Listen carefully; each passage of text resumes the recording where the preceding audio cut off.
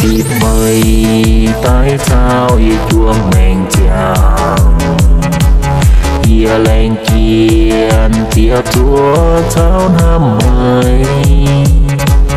bài cun tuông ón lô phải nhiều dao cùng xuân rơi hiệp tình hay lời coi mời thịt mây tại sao chuông mèn chàng kia lên kiên năm giá phố số mây mai cơn tuông nắng phai tuông khâu nắng cùng xuân soi tình hai đời coi mãi giờ cô thì nụ chiều câu chuyện bùa nhị cha buồn bùa hai ơi bùa lên nhẹ vàng buồn bùa nhẹ nam kia con nhiễm chiều tin hồn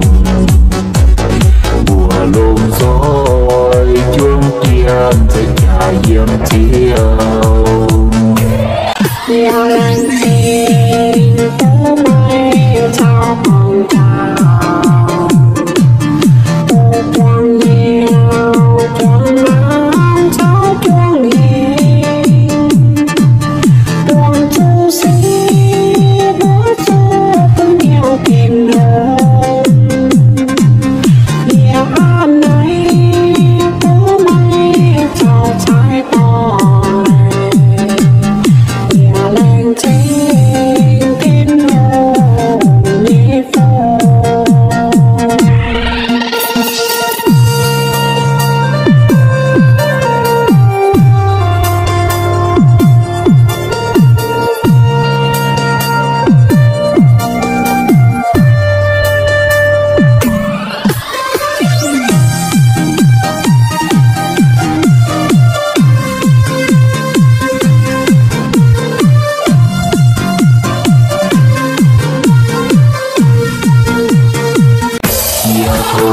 thì nụ chiều câu chuyện bùa nhị cha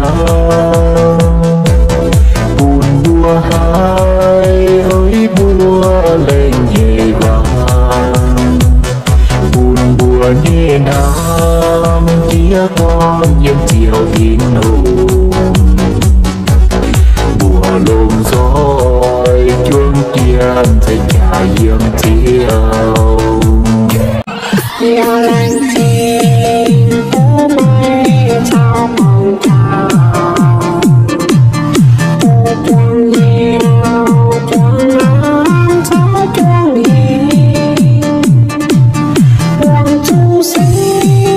bữa xưa tôi nhiều tình hơn yêu an ấy phố mây sao trái tỏi lên trên kinh hồn nhẹ phố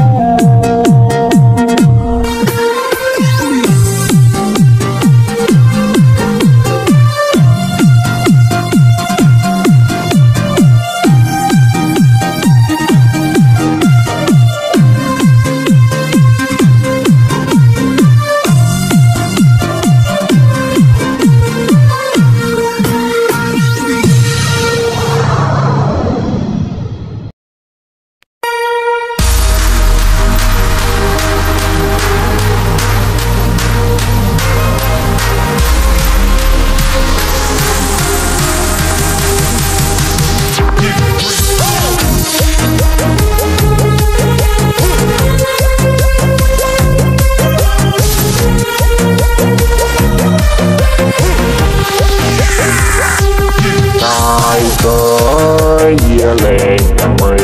bao. Thu mời châu Âu xoay vời tình cùng đêm. Có tia hơi chiều buồn bùa thành câu sai thôi. Tia già kinh thôi nằm mới nhớ liêu dân vời.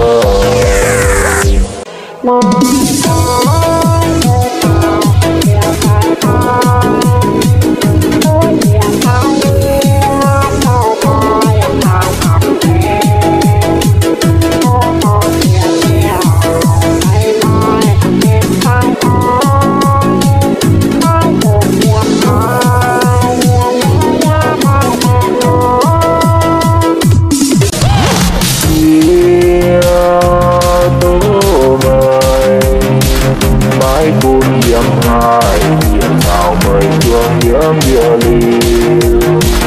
mai tên mai giao mấy ngon phải đủ hai chuồng của tình trường dẫn nào mai rơi phía biên.